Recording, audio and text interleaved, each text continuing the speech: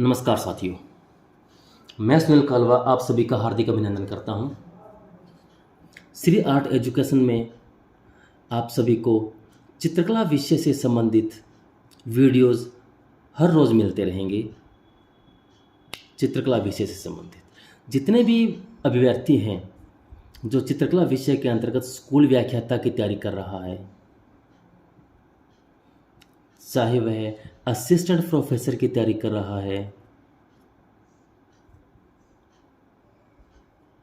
या वह केवीएस के लिए, एनवीएस के लिए या DSSS के लिए जो तैयारी कर रहे हैं, उन सभी अभ्यर्थियों के लिए श्री आर्ट एजुकेशन हर रोज़ चित्रकला विषय की क्लास लेकर आएगा और यह क्लास आपके पूर्णतः आपका सिलेबस पूरा करवाएगी। हर रोज़ हमारा उद्देश्य रहेगा कि हर रोज़ यह सभी बच्चों के पास वीडियो पहुँचे और बच्चे तैयारी कर पाएँ। तो हम सबसे पहले आज हम देख लेते हैं कि चित्रकला विषय के अंतर्गत क्या क्या हमारे टॉपिक्स हैं, कौन कौन से टॉपिक हमें पढ़ना है, किस पर हमें ज़्यादा जोर देना है और कहाँ से हमारी शुरुआत होगी। तो सबसे पहले हम पढ़ेंगे कला का परिचय। सबसे पहले हम पढ़ेंगे कला का परिचय। इस कला के परिचय में हम कला का उत्पत्ति की बात करेंगे, कला के नामकरण की बात करेंगे, कला के प्रकारों की बात करेंगे, कला की परिभाषाएं देखेंगे, कला का वर्गीकरण देखेंगे और कला कितने प्रकार की है, इस संबंधित सारी बातें हम कला के से जो संबंधित है, एग्ज़ाम के रिलेटेड है, जो एग्ज़ाम में प्रश्न पूछे जाते हैं, वो सब बातें इसमें हम शामिल करेंगे। उसके बाद हमारा टॉपिक रहेगा इम्पोर्टेंट, साहित्य में चित्रकला। साहित्य में चित्रकला यानी जो प्राचीन साहित्य है, इनमें चित्रकला के बारे में क्या क्या बातें बताई गई है, क्या कहा गया है, कौन से इम्पोर्टेंट ग्रंथ में चित्रकला के प्रकार, ग्रंथ, इन सब चीज़ों को वर्णन किया गया है, पढ़ेंगे। इसके साथ ही हम प्राचीन और जो नवीन पुस्तक है, प्राचीन और नवीन जो पुस्तकें हैं, उनको भी हम शामिल कर लेंगे, क्योंकि बहुत सारे प्रश्न इन चीज़ों से आते रहते हैं। नवीन पुस्तकें में पूछ लेते हैं कई बार, प्राचीन पुस्तकें में पूछ लेते हैं कि यह पुस्तक किसने लिखी है, यह पुस्तक किसने लिखी है, यह ग्रंथ किसके द्वारा लिखा गया है। तो इस तरह के प्रश्न आते रहते हैं एग्जाम में, तो हम इनको कवर करेंगे। उसके बाद हम पढ़ देंगे, नंबर 3 टॉपिक रहेगा हमारा चित्रकला के मूलाधार। चित्रकला के मूलाधार, इसमें हम कला के तत्व शामिल करेंगे कि जो कला के तत्व होते हैं वो पढ़ लेंगे हम। कला के अंग पढ़ेंगे जिसे षडंग बोलते हैं, और कला के सिद्धांत पढ़ लेंगे। ये सब चीज़ें हमारी चित्रकला के मूलाधार के अंतर्गत हम पढ़ लेंगे। फिर नंबर 4 पर हमारा इम्पोर्टेंट टॉपिक रहेगा चित्रण, माध्यम व तकनीक। चित्रण, माध्यम व तकनीक। हम इस फिर आगे चलते हैं, हमारा इम्पोर्टेंट टॉपिक तकनीक। इनके बारे में पढ़ने के बाद हम पढ़ेंगे प्रागैतिहासिक काल को। प्रागैतिहासिक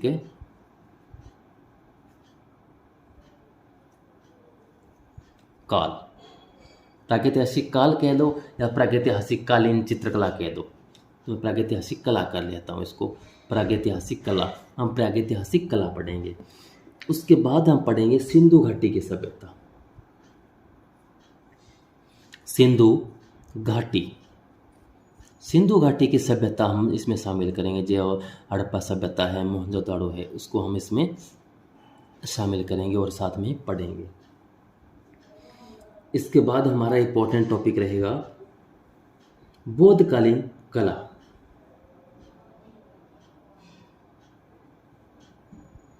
बौद्धकालीन कला, इस बौद्धकालीन कला के अंतर्गत हम शामिल कर लेंगे या पढ़ेंगे अजंता को। अजंता की जो गुफाएं हैं उनको हम पढ़ेंगे, जोगीमरा की गुफाएं पढ़ेंगे और बाघ गुफाएं पढ़ेंगे। इनके अलावा जो और गुफाएं बच गई, उन छोटी बड़ी जो गुफाएं हमारी शेष रहती हैं, उन सभी गुफाओं को हम इसमें शामिल करेंगे। इसके बाद हम आते हैं मध्यकालीन कला के ऊपर। फिर हम मध्यकालीन कला देखते हैं। मध्यकालीन कला, तो इस जो मध्यकालीन कला है, इसमें सबसे पहले हम देखेंगे एलिफेंटा को, एलोरा और महाबलीपुरम।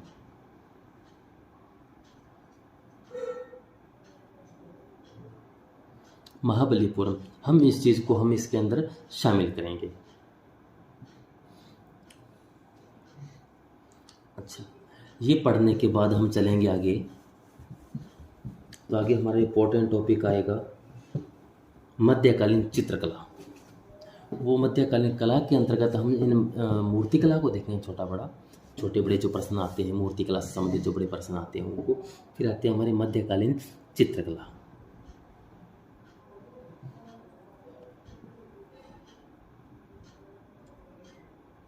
मध्यकालीन चित्रकला, मध्यकालीन चित्रकला के अंतर्गत हम पाल शैली और अपभ्रंश शैली को पढ़ेंगे। पाल व अपभ्रंश शैली को हम इसमें शामिल कर लेंगे।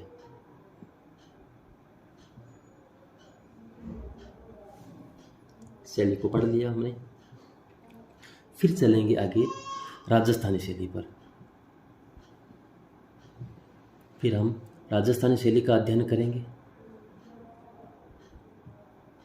क्योंकि अपभ्रंश के खत्म होते ही राजस्थानी शैली प्रारंभ हो जाती है। अपभ्रंश का सुधरा रूप ही राजस्थानी शैली है। फिर पहले पढ़ेंगे हम मुगल शैली। मुगल शैली के अंदर इसकी उत्पत्ति और इसके अंदर किस किस राजा के समय या किस शासक के समय अधिक कला का विकास हुआ, उनको हम देखेंगे। फिर पढ़ेंगे हम दक्षिण शैली को।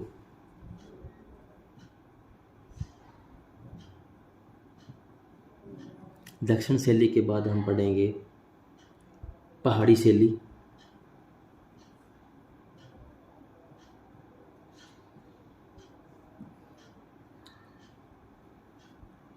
पहाड़ी शैली के बाद हम कालीघाट,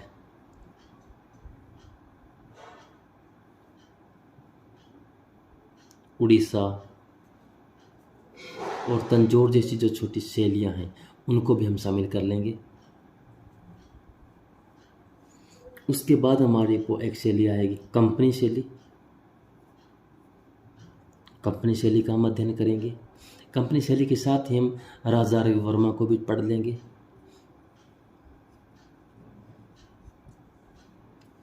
फिर हम पढ़ लेंगे हमारी बंगाल शैली। बंगाल शैली से पहले हम कुछ कला विद्यालय है उनका अध्ययन करेंगे।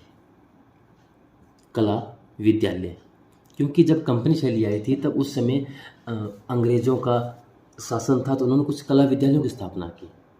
तो हम कला विद्यालय भी साथ में पढ़ लेंगे। फिर हम चलेंगे बंगाल शैली पर। बंगाल शैली, जिसे भारतीय चित्रकला का पुनर्जागरण काल कहा जाता है, हम इनको पढ़ेंगे।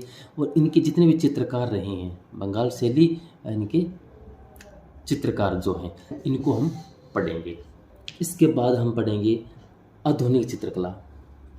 भारत के जो आधुनिक चित्रकार हैं इनको हम पढ़ेंगे, आधुनिक चित्रकार। फिर कुछ समकालीन चित्रकार हैं भारत के,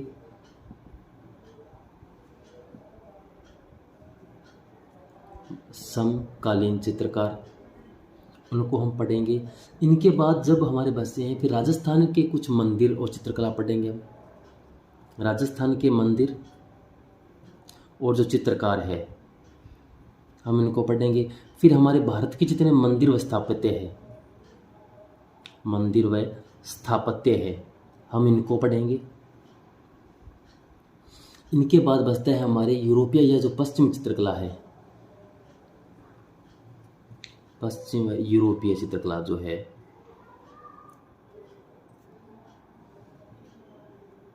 इसके अंतर्गत जितने सभी प्रकार की शैलियाँ, चाहे बाइजेंटाइन कला है, स्टेन ग्लास, पुनरुत्थान, चरम पुनरुत्थान, नवशास्त्रीय कला, स्वच्छंदतावादी प्रभाव, नव प्रभाववाद, उत्तर प्रभाववाद, घनवाद, अभिव्यंजना, यथार्थ, अति यथार्थ, जितने भी ये चित्रकार हैं, कलाकार हैं, इन सबको हम शामिल करेंगे। उसके बाद हम पढ़ेंगे सौंदर्य शास्त्र को।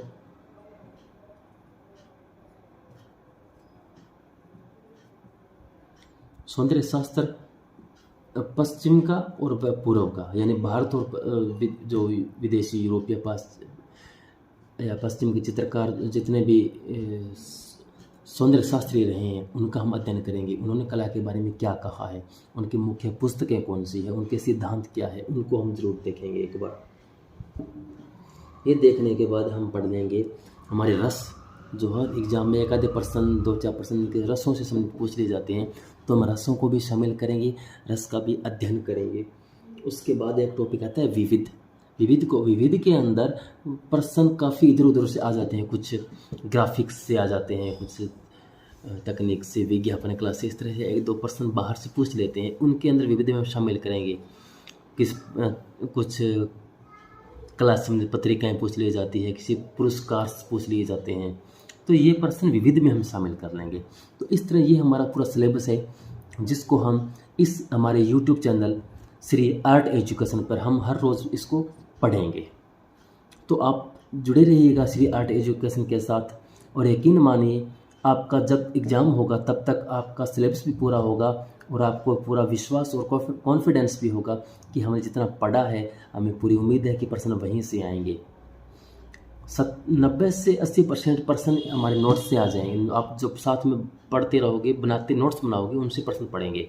कुछ पर्सन बचते हैं, आपको अपने अनुभव के अनुसार पर्सन पढ़ोगे। साथ में हम एक आधी बुक साथ में लेके चलेंगे, जैसे एनसीईआरटी की बुक से 11वीं-12वीं की, राजस्थान के अंदर जो किताबें चल रही है 11वीं-12वीं की, या जो रीता प्रताप की मुख्य पुस्तक है भारतीय चित्रकला व मूर्तिकला का इतिहास, हम इसको पढ़ेंगे। साथ में एक बुक रखेंगे ऑथेंटिक, और ये एनसीईआरटी बुक रखेंगे और हमारे नोट्स बनाते जाएंगे। तो इन सभी सामग्री को एक साथ संयोजित रूप से इकट्ठा कर लेंगे, सुव्यवस्थित रूप से इकट्ठी हो जाएगी। तो एग्ज़ाम टाइम में जब इसको पढ़ेंगे, याद करेंगे, तो हमें इधर उधर भटकना नहीं पड़ेगा। मुख्यतः यही होता है, हम पढ़ लेते हैं, पढ़ते जाते हैं, याद हो गया। जब एग्ज़ाम टाइम होता है तो फिर क्या पढ़े, कहाँ से पढ़े, एकदम से बुक पढ़ने बैठते हैं तो बुक कवर नहीं हो पाती है। सबसे बड़ी गलती रहती है कि हम नोट्स नहीं बनाते हैं। तो हम साथ साथ पढ़ते जाएंगे, साथ में नोट्स बनाते जाएंगे, तो हमारा टॉपिक अच्छे से क्लियर हो जाएगा और याद भी हो जाएगा। तो आशा करता हूँ आप सभी मुझसे अवश्य जुड़ेंगे। मेरे चैनल को लाइक कीजिए, सब्सक्राइब कीजिए और अपने दोस्तों को भी शेयर कीजिए। धन्यवाद।